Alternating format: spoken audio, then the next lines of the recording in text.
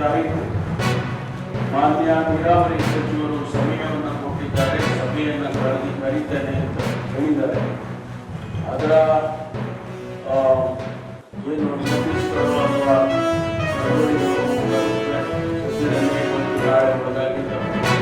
ಆ ಕರೆ ಬರಬಹುದು ಪತ್ರದಲ್ಲಿ. ತಾವೆಲ್ಲರೂ ಕೂಡ ಆ ಸಭೆಯಲ್ಲಿ ಮಾನ್ಯ ಶಾಸಕರುಗಳು ಭಾಗವಹಿಸಬೇಕು ಮತ್ತು ರೈತ ಸಮುದಾಯದ ಪ್ರತಿನಿಧಿಗಳಿರ್ಬೋದು ಅಥವಾ ಬೇರೆ ಬೇರೆ ಸಂಘ ಸಂಸ್ಥೆಗಳ ಪ್ರತಿನಿಧಿಗಳಿರ್ಬೋದು ಕೂಡ ನಾವು ಆ ಸಭೆಗೆ ಆಹ್ವಾನಿಸ್ತೇವೆ. ಆ ಸಭೆಯಲ್ಲಿ ಅಂತಿಮವಾಗಿ ನಿರ್ಧಾರವನ್ನು ತೆಗೆದುಕೊಳ್ಳತಕ್ಕಂಥ ರೀತಿಯಲ್ಲಿ ಮಾನ್ಯ ನೀರಾವರಿ ಸಚಿವರು ತಮ್ಮ ಜೊತೆಯಲ್ಲಿ ಮಾತನಾಡ್ತಾರೆ. ಹಾಗಾಗಿ ಇದು ತಮ್ಮ ಗಮನಕ್ಕೆ ನಮ್ಮ ಶಾಸಕರ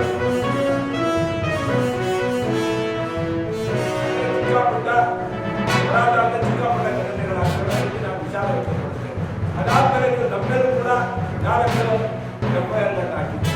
4 ಅಲ್ಲ, ಸರ್ಕಾರ ನಮ್ಮೆಗೆ 400 ಹಾಕಲಿ ಸರ್. ಆ ರೈತರು ಏನ್ ಮಾಡಿದ್ರು ಸರ್? ಆ ರೈತರ ಮೇಲೆ ನೀವು ಸುಮಾರು ಒಂದು 5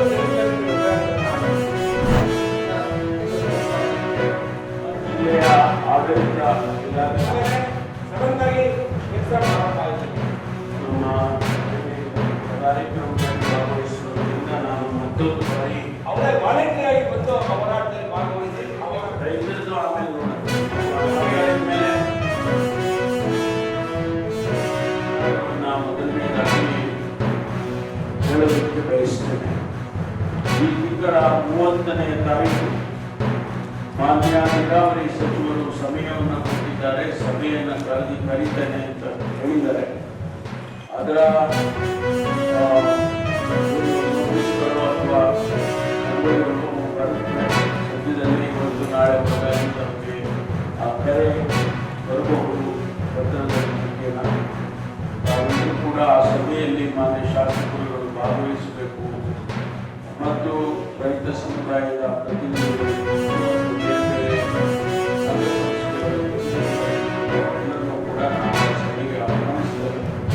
ಆ ಸಭೆಯಲ್ಲಿ ಅಂತಿಮವಾಗಿ ನಿರ್ಧಾರವನ್ನು ತೆಗೆದುಕೊಳ್ಳತಕ್ಕಂಥ ರೀತಿಯಲ್ಲಿ ಮಾನ್ಯ ನೀರಾವರಿ ಸಚಿವರು ತಮ್ಮ ಜೊತೆಯಲ್ಲಿ ಮಾತನಾಡ್ತಾರೆ.